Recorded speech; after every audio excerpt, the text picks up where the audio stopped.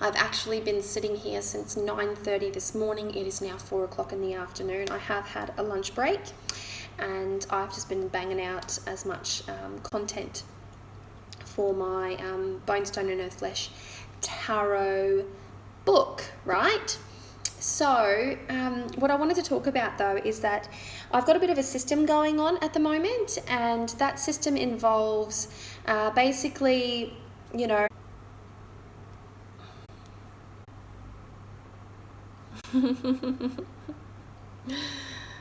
there is something weird going on with my connection at the moment. It's saying that it's a very bad connection and it keeps dropping out, which is what happened to me this morning. It happened to me this morning. So, hi Matthew. Oh, what did I book at the moment? So what I've been doing is I've been falling into a rhythm where in the mornings I read, and I don't usually read in the morning. So this is a whole new experience for me. Hello, Earthly Virgo. Yes, I don't usually do readings in the morning because I don't usually have the opportunity to do readings. We're having thunderstorms in southwest UK. Hey Claire Crafty Branson, how you going? Thunderstorms sound amazing. I wish we were having some form of thunderstorm. In fact, we're in the wet season and I haven't seen a drop of rain for ages. And my whole entire lawn is going brown right now. So it's very disheartening to see all my aloe vera like, I'm dying, I need some water. Oh my gosh.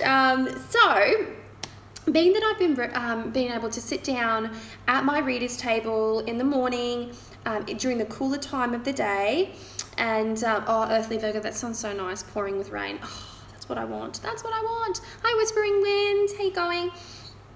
So I have been experiencing this whole new development, and this is what I want to talk about, this whole new development where I have all this enthusiasm, right? I don't even eat. And so this is my theory, right? I want to walk you through it and see if any of you have the same vibe, because I'm a mother of 3 and my mornings are eclipsed by jobs. You know, the kids are awake, they're noisy. You know, I get up really early. I'm talking about, 5 o'clock in the morning. Some days I even get up at 4 o'clock in the morning. Shut your face, I know. Just so I can have a bit of alone time. But I don't feel that alone time with productivity. I feel that alone time with meditation, personal practice and stillness, because I just never know when my kids are going to wake up, right?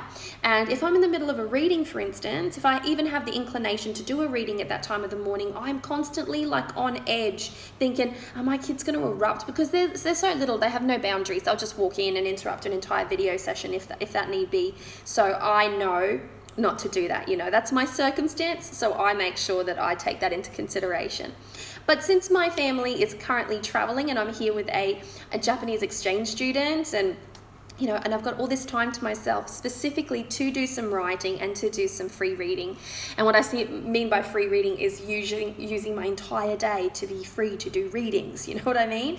Which is something that I never ever get to do. And productivity is like incredible at the moment. But I've been experiencing this development, right? Because I'm waking up so early, because I have all this peace, because I have this place to myself, because it's nice and cool. I sit down to do my readings. After I have woken up, I don't have breakfast, I'll have a cup of tea. I'll take a cup of tea in with me. I will sit down with my cup of tea and I begin my process of reading. So my process of reading is long. I prepare everything. I prepare myself. I prepare everything else.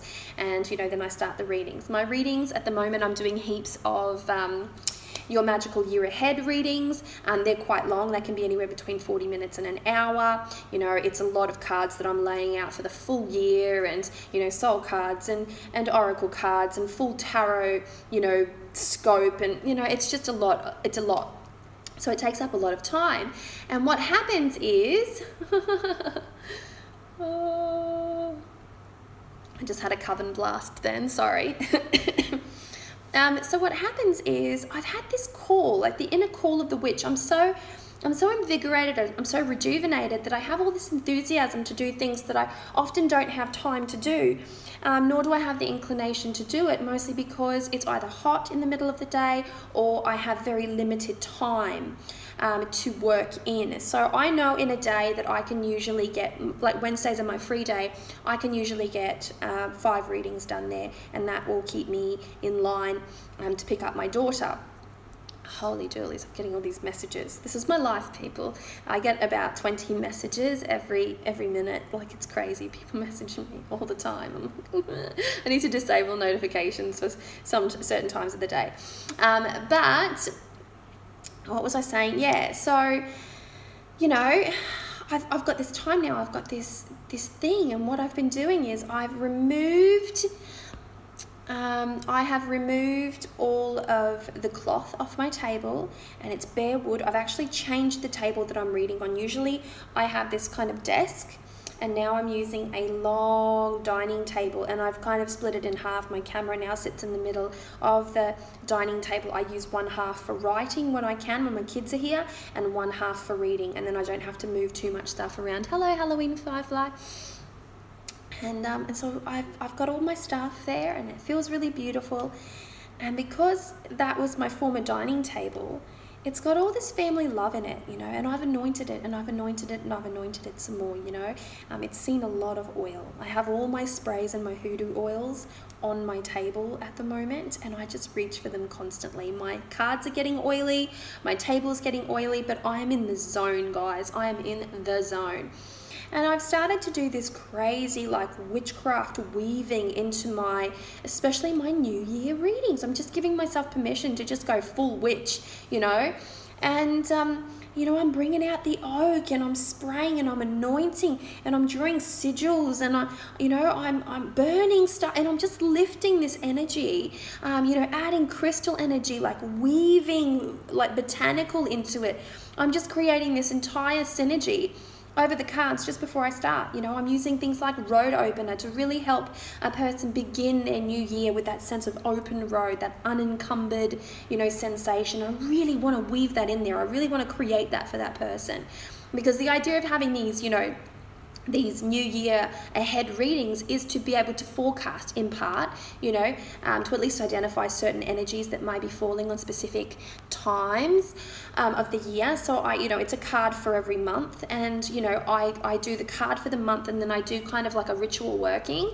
It's at this point in time that I realize that I actually do not even care in the slightest if the person I am reading for is not a witch, because by the time they are finished with that reading, and if they follow every recommendation I've been given for a full year, they could call themselves a witch by the end of that year, because I put so much ritual magic. Do this, do this, do this, do this. On this day, what you should be doing is this, and this practical craft, mindfulness practices, you know, ritual practices, altar adornments, you know, actual spell work, manifestation technique, everything is in there, you know. And I'm like, who the hell am I? Like, what's happened here? Like, when did this become a thing? And I realized that it's because I do readings now when I first wake up. I love it when you get all full on witch. Thank you. Me too. Like, it's like free the witch, you know. Usually that's an aspect of myself that I'm just like, be cool, man, be cool. These are muggles. And right now I'm just like, nah, I'm free. You know, I'm full witch right now. And you know, and I'm really nurturing that about the space, and I'm allowing myself the opportunity to just go, ta-da, you know. If there's a time and a place for, you know, for the full witch to come out, it's at that time. What did I just see there? I have to get a reading from you, especially this new year. It's raining in BC, Canada. Oh, wow. It is amazing. No, it really is. I'm experiencing this sense of like beautiful power, and this sense of like authenticity. And it's not that my readings are not authentic. It's more, you know, on a typical day, it's more that I am more reserved. I'm more reserved in keeping with the theme of the reading. And with these New Year ahead readings, there is no real theme. It's all about open to receiving, right? It's open to receiving. So in that space of I'm open to receive, I'm open to express. If they're open to receive, then I'm open to express. And what I choose to express is the authenticity of myself, and the authenticity of myself is full witch in this particular instance. So this morning I did this incredible reading. Oh, it was amazing. It was freaking amazing. Like, I don't want to tell you about the reading, and I do never, ever, ever give personal details out, ever. I'm really big on privacy clauses. That is something that carried over with me after I finished working in the finance and stockbroking sector. So I'm down with, you know, privacy clause. But I will say this, beautiful big reading. incredible potential in this reading, and it, you know, three aces in a row, like 3 aces, and I'm just like, this is fucking crazy, because that was the one that I lay out the cards. You know, I put my pile of cards, and I've been using 4 fucking decks for these readings, guys. I just pulled out the moon deck the other day, and I'm like, let's give this one a little bit of a whirl. You know, the beautiful moon deck, the recycled one, the one printed in New York City, yeah, that's the one that I'm referring to, because there's a fair few moon decks out there, right? So I've got this moon deck, and I'm thinking, this is great. I'm going to use it at the end of my readings for some mantras. Usually I like to use the Sacred Creator Oracle, because let's face it, Chrisanne Donnelly is a fucking master at what she does. So I like to use that at the end, but this time I'm just like, I've been using that one really to death of late. So I'm going to come in and I'm going to do some of this moon deck stuff, right? So I've got a certain selection of decks on my table, and I've been laying out my decks, just 3 of them. So I have my soul cards for every reading, then I have the working deck for that reading, and then I'll have the chosen oracle deck, and then I'll say something along the lines of, and I may even pull a card from this deck. I may even, and this is something that I like to do when I'm trying out a new deck, when I'm just like breaking it in, trying to suss out what the vibe is, right? So I just, you know, do little sprinklings of it, see if it fits, you know. I've been doing that a lot with the Love Your Inner Goddess Oracle by Alana Fairchild, and I'm loving it, despite the fact that I've got qualms with 2 of the cards there. But, you know, I've got the reading, I've got my deck sitting in the middle of the table, and before I even shuffle, before I do any of that, I do my weaving. I'm just all over that bad boy. Like, and this morning I did this incredible weaving where I wove in, you know, oak for solitude, and I have pieces of oak. Thank you to the beautiful soul who sent me oak from Tasmania. You know who you are. And we don't have oak up here, guys. We don't have oak. So I wanted oak, and I reached out to this person saying, hey, I don't know if you got any oak down there, because Tasmania has some of the most beautiful oak trees. And she's like, yeah, I'll send you some up. And I'm like, yeah, made my day. So I've got this oak, and I'm weaving in this beautiful oak because I wanted the year to feel resolute. I wanted it to feel strong, especially the character and the focus going in. So in my mind, I'm thinking this oak is a reflection of your character, and I'm weaving that oak into being, you know, the resilience of the oak, the strength of the oak, the will of the oak, the magic of the oak. And then I've got lavender, and I'm starting to weave in these beautiful sprigs of lavender. And lavender is, of course, for luck. It's for happiness. It's also for finance. You can use it for finance to bring health and vitality and peace to your financial sector. And so I'm weaving some of that in, more for the happiness, for the gladdening of the heart aspect, right? So I've got that going on. And then I've come through, what else did I use this morning? Feather from the owl for wisdom.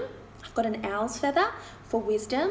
I have an egret feather. I have my fetish, my witch's fetish, which I actually use my fetish from time to time, depending on who it is. If the person feels very, very special, then I will dip my my antler, my bony antler into the oil, and I'll start drawing sigils on the table, and it must look so fucking crazy and weird.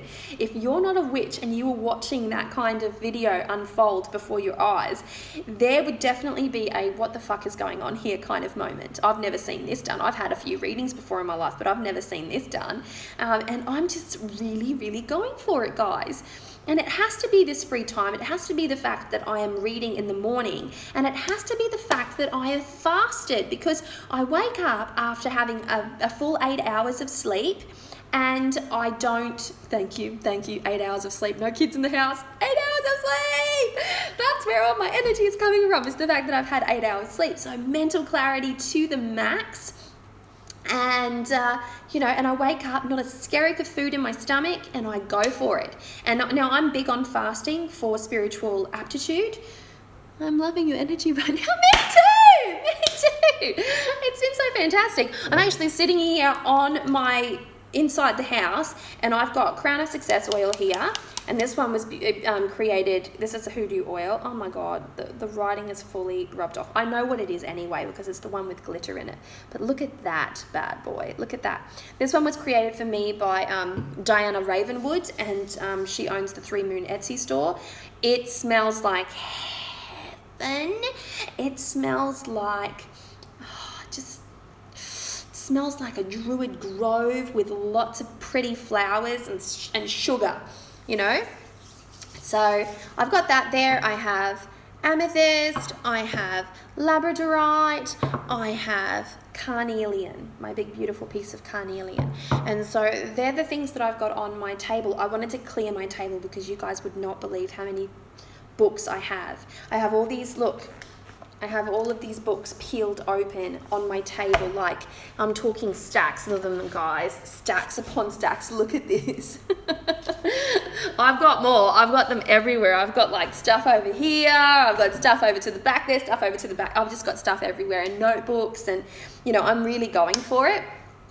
But, you know, I really wanted to talk about this infusion of tarot and witchcraft. And I think, and if I'm being entirely truthful, I think what happens is, for the most part, I resist stereotyping, right? I like to resist stereotyping for various reasons. One, because I believe it's good practice to do so. And oftentimes I get a bit annoyed with the fact that if a person is a witch, for some reason there's this natural muggle idea that they must read tarot cards, and vice versa. If you read tarot cards, you're a witch. To me, that's not a thing, right? You do not need to be a witch to read tarot cards. Tarot cards is an autonomous tool for spiritual development, self-guidance, and fortune telling, should you choose to use it that way, right? And so it just happens that because it is melded with occult, because you can throw numerology at it, Kabbalah at it, you can work with archangels if you want to, the keys, you can do a whole bunch of stuff, shadow work, path working, dream weaving, fucking intention setting, spell work. You can do anything you want really with tarot. It's incredible. It's such a versatile tool. Astrology, I can't believe I forgot astrology. Then, you know, it has this tendency to attract the personality of a witch, to attract the personality of a mystic, you know what I mean? And so, you know, with that in mind, I've always kind of gone, okay, you know, not everybody that comes to me is going to be witch. It's not necessarily going to be, you know, mystic. It's not something that I ask. I don't go around going, hey, you who have just bought a reading from me, are you a witch? Because that just doesn't seem like a question to ask, right? Hi, Rebel Child Tara, how you going? And so I try to be respectful and sort of separate a little bit. You know, I say to people, yes, I'm a witch. I read like a witch, but I don't think up until this point I've really been going there, mostly because I have been reserved. I have been trying to be respectful of all different denominations, of all different spiritual paths. And I do, hello, McLint. I do get a lot of people who are not pagan come to me for readings, and they oftentimes state that, you know, I don't really follow any earth-centric spiritual system. I don't consider myself to be pagan. I work with God and the angels. They say little things like that to me, right? Hi, Beavard. And I take that into consideration, and then I have to be much more reserved. But what I have found is that I like to read in the mornings. And I like to read when I fast. I already knew that about myself, you know. I like to do journeying after I fasted. For every initiation that I oversee here in my particular area, particularly from a Coven perspective, fasting is a big thing that I make people do. You must fast, and really, really fast, and I mean it. For the experience, you know, for the full breadth of the experience. Some people do not agree with fasting. To those people, you and I are not going to get along. It shouldn't shatter any friendships, but we're just not going to get along. But, you know, fasting is a big thing, and I love this aspect of full witch. Now, usually I experience a lull in summertime. I do. The summer here in far north Queensland is very, very intrusive. It's intrusive. I don't go outside as much as I usually do. Nostarial? I hope I've pronounced that right. Hello. You know, I don't go out anywhere near as much as I usually do. I am a nature baby. I trek in the forest. I swim in waterfalls. I don't go to the beach because it's full of crocodiles. A Portuguese with a blessed insomnia. Yay. Olá, Ana Luísa, como vai? Tudo bom? And, I'll tell you what, you know, it's full on. But at the moment, I have a surge. And usually, you get towards this time of the year, it's the end of the year, you might be feeling oddly fatigued. And I know that at some points in the past I have felt oddly fatigued, but now that I really think about it, it's that I often go traveling at this time of the year. This is one of the very few years that I have not gone traveling. This is the first year that I have spent, the holiday period here in my house. I've actually never spent a Christmas here in this house, ever. What have we got here? I missed it. Oh, I missed it. I agree, not eating just for a little bit makes me closer to the element air, closer to detach for yeah. Hi, Missy. So what was I saying? Oh, fuck. What was I saying? Oh yeah, I've never spent a Christmas here, and and usually I'm away and I feel that fatigue, and probably that's a bit more travel fatigue. I do have 3 children when I travel. I travel with 3 children, with a husband, with luggage, with stuff, and we either go by road, which are grueling days of driving, or we go, oh shit, what's the day today? I thought I missed my wedding anniversary, which is tomorrow. We're not even going to be together for wedding anniversaries. Anyway, so this is the year that I get to spend here in my home, and I'm feeling a whole new vibe. I am feeling a whole new. This is not the first year that I have spent a Christmas in Cairns, far north Queensland. No, I've done that before. I've spent many Christmases in Queensland, but usually I'm traveling. And I just put my foot down this year, and I was invited to come along to the family trip, and I'm like, you know what? No, because I just traveled in late October, early November, and I'm just like, I just went there in late October, early November. I'm not down with going back there, not right now when I have so much to do. So I did have the choice to go, and I chose to stay here and work, and I chose to stay here and write. More specifically, I'm at the stage of The Hermit. I'm just finishing The Hermit off, the write-up for The Hermit, which is exciting, and I'm going to start on the Wheel of Fortune soon. I like that card. But yeah, I've been immersed in tarot.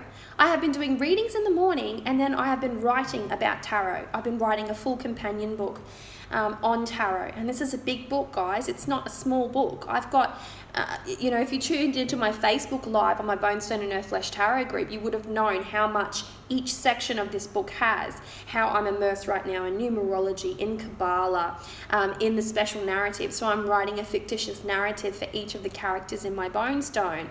And, it really engaging, the personality of the card, and trying to have the individual fall in love with the character, to know the backstory of the character. And so far it's just going so well. And I'm really liking it, but I'm fully immersed in tarot. And my witchcraft just found a way to break through. And come on, witch. Let's go and do some of this crazy shit. Aside from that, in my own personal ritual, this is not the only time I'm doing witchcraft. I am a witch. Aside from that, all of these ideas for ritual have come in. I was on the phone to my Coven sister and one of my very best friends, and I'm like, what about this? What about this? What about this? What about this? What about this? And she's like, fuck, girl, you're on fire. And I'm like, yeah, I am. I'm fully on fire. So that's about it, guys. And I'm in really good company, I've got to say. When you read things like Holistic Tarot, this is my favorite tarot book, guys. People are like, really? It's Tarot Wisdom. I love Rachel Pollack. She's my tarot hero. The amount of information that she gives you is what the fuck? What the fuck? But it's so complex. It's so good. The spine is peeling now. I open it so much that the spine is peeling. Plus it just sits open now. And that's probably not very good for the book itself. So I may need to get another copy of that. But it's just been so super fun at the moment. And I have really enjoyed connecting with the archetype of witch in a reading, which is something that, like I've said, I don't often do. Mostly because I'm cautious. And now I'm not so cautious. I'm not so cautious at the moment. I don't know why it is. I am just not that cautious. In fact, I'm being more practical, I feel, than ever, because I'm not forcing any suppression of any aspect of myself in sacred space. I truly believe that when you are in sacred space, as is my space, I consider my space to be very sacred. I do a lot of spiritual work there. That is my sacred space. It is my altar. It has all my goodies on it, guys. You know, statuary, working candles, oils, sprays, incenses, you name it. It's all there, you know, crystal grids, you name it. You know, when I'm in that sacred space, you should be more than just a little bit open. You should be more than just a little bit receptive. Sacred space is that moment. I've purchased several books, recommendations including that one. Thank you. Yeah. Like, it's fantastic. It's a fantastic read. I love it. I do. I really love Rachel Collett. She's my tarot hero. Yeah, so in sacred space, it's sacred because you give of yourself. You carry yourself in that space with authenticity. Carry yourself, is that really the right way of saying it? You resign to the fact that this is your space to shine your light as brightly as you can. And I feel like I have not necessarily been shining my light as brightly as I can because I have had, perhaps it's fear, perhaps it's, you know, doubt, which is a byproduct of fear. Perhaps it's something that is totally silly. Perhaps it's just conformity. Perhaps it's the fact that, you know, I was a professional, I worked in the professional industries for a very long time, and I might have a hangover from that. She's my tarot babe. I have all of her books. Yes, she is. I have all of her books as well. And I'm not ashamed to say it. Yeah, and so now I kind of, maybe I've just had a breakthrough moment. Maybe I needed this hermit phase because I have barely left the house. In fact, if you were to speak to Alora Rain, yesterday afternoon, I pulled a marathon writing session. I was in front of my computer for 11 hours and I had a bit of a breakthrough. I'm now calling myself a writer. Stacey DeMarco tells me that I shouldn't call myself just a writer. I should put the capital W, and I'm like, I'm down, girl. Thanks, mate. You know? And so, you know, I've decided to call myself a writer because that is exactly what I'm doing, right? I got that book yesterday in the mail. Great, Dulcie! Yay! That's so exciting. And, you know, and being that, you know, I'm in this space at the moment, oh my God, it's doing incredible things to me. It's doing incredible things to my brain. It's enabling me to sort of come to a more, I don't know, and maybe it is just Litha. You know, maybe it is the time of Litha. This is a very fairy time. I think we all appreciate the work you're doing on your deck, and you're like, thanks, Jennifer. You know, it's one thing to have beautiful cards, and let's face it, Anna's artwork is tremendously beautiful. It really, really is. But will my writing do that deck justice? So I'm trying fucking hard. That's why I'm sitting here in front of millions, I feel, of books, going through details, making sure I have a firm understanding. Every book that I have here on my table right now is my favorite tarot book. I've got guidebooks. Look, you would have seen, I've got Phantasmagoria here, one of the best tarot companion books in the world, as far as I'm concerned. And what have we got? When you write, an inspiration hits, it can affect every aspect of your life. Yeah, that's exactly right. It can. And it does affect every aspect of my life. That's the point of it. And so I'm immersed in this, you know, beautiful literature at the moment. I've been reading poetry. I've been searching names, and this is some of where the magic comes from, is the fact that in my Bonestone Tarot deck, it is the Hermit, but the Hermit has a Bonestone and Earthflesh Tarot name. So you get to be introduced to a person with a first name, and then you get to understand where that name came from, what it might mean. And then you get the narrative, which is the backstory. And you know, I'm creating this sense of interpersonal connection with the deck, and this is important. This is not something that you can just slap together. I'm not just writing down tarot fact. I'm not here going, the Hermit means this, and that. You know, I'm not doing that. Of course, your book is going to do justice. And thank you. Yeah, and so it's been so fun, guys. It really has. It's been so incredibly fun, and I have connected with that archetype of witch in my sacred space for the purpose of reading. So in my professional life, I was always there. I always spoke of little aspects of witchcraft, and I always tried to weave it in here and there, you know what I mean? It's not something that you can really detach completely from, but I've been going there, anointing my table in anti-clockwise fashion, like doing like sacred, you know, dot work. You know, have you ever played with sacred dot work? Like rhythmic dot work? 1, 1, 1, 1, 2, 2, 2, 2. Like, you know, it's very meditative. It's more of an artistic practice than anything else. But like, and then my surface is all oily. And if you were to look at, let's say you were having a reading, the camera sits in front of me like this and it looks down, and you can actually see a ring of shiny oil around the space in which I will be laying the cards.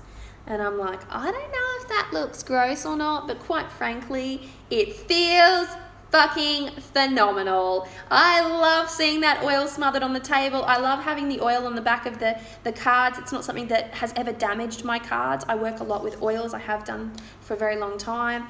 I know not to spray on top of my decks, of course, but I have been using smudging sprays. I want to give a massive, massive shout out to Elder Crow of Earthly Alchemy, who sent me a smudging spray that has literally been a game changer for me. And I say this because I've never used a smudging spray before. Well, I have, but not one this good.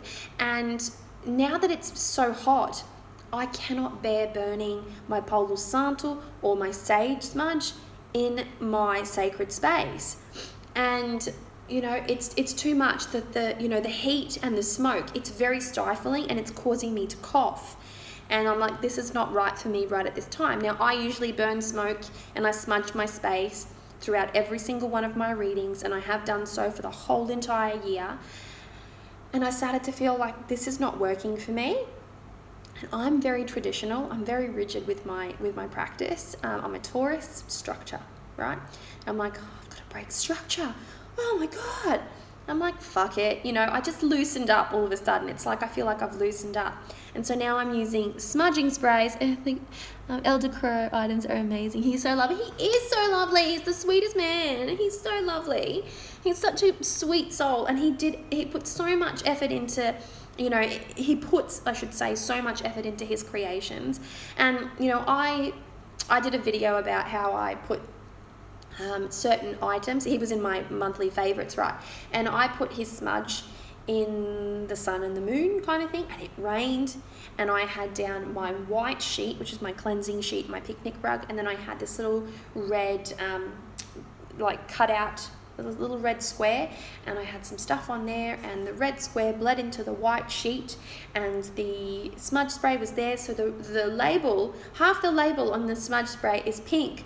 And when he saw it, and I did explain why that was, and when he saw it, he sent me a message going, would you like a replacement label? And I'm like, that really isn't necessary, but the fact that you offered is about the sweetest thing ever. Like, he's such a honey. He really is. He really is. And I highly recommend his products. Apart from the fact that he is qualified to create such products, he's I believe, a certified clinical aromatherapist. And so his oils are top grade and his products are incredible. And I have been using that smudge spray. And that's something different that I've been doing. So I've been smudge sprays. I have been, you know, weaving all of this magic, pulling in all these extra features, whipping in extra decks, you know, here and there, and, you know, really speaking to my Odisha as well. I have 2 goddesses present on my table. I work with 2 goddesses, 2 primaries, and they're both from very different pantheons. It took me a while to get there, to have them both on the table at the same time, but I managed it because I'm a big girl and I'm evolving. So I have my Odisha, and I work a lot with my Odisha, particularly at times of readings. So especially when I'm doing lots of spirit work. So about 2 weeks ago, I was doing heaps and heaps of spirit work, and that takes me right up in my chakras. There are ants crawling all over my computer. There's not a skerrick of food. I never eat here. I never ever eat on this space. There's ants everywhere. Yeah, so that's what was I saying? Odisha. Oh yeah, spirit work. Yeah, I did tons and tons of spirit work a couple of months ago, very, very high up in my chakras, and I found that ringing a bell helped me a great deal to really open up my sensory perception. And so I ring a bell now at the start of every one of my readings, and it is serving me so well. This is, of course, something else to consider, because if my children are home, ringing a bell could actually wake them up if they were having a nap. So it's something that I've been, like, you know, very careful with. Anyway, guys, this is slow going for me. I've got to get back to it. I've just had a break. You guys have, I've had a 35-minute break. That makes me a little bit lazy now. I'm being a bit lazy. But thanks for hanging out with me, and thanks for talking about this with me, because I just wanted to share it. I wanted to share it with like-minded people who would actually give a shit what I'm talking about, as opposed to actually, no, most of my friends actually do care what am I talking about. I don't know if you guys are the same as me, but I have just reached that point in my life where I do not want to just hang out with random muggles. Just with you are so inspiring. I just like, oh, thank you, honey. Mwah, big love to you. I've reached that point where I don't really want to hang out with muggles all that much, and I actually don't know that many muggles. I don't know that many non-pagan people. Most of the people that I'm attracted to, at the very least, may not be witch, but they are definitely open-minded and very spiritual in their, in their practice. So, I have a lot of pagans that I can turn to and go, hey, I'm having a day.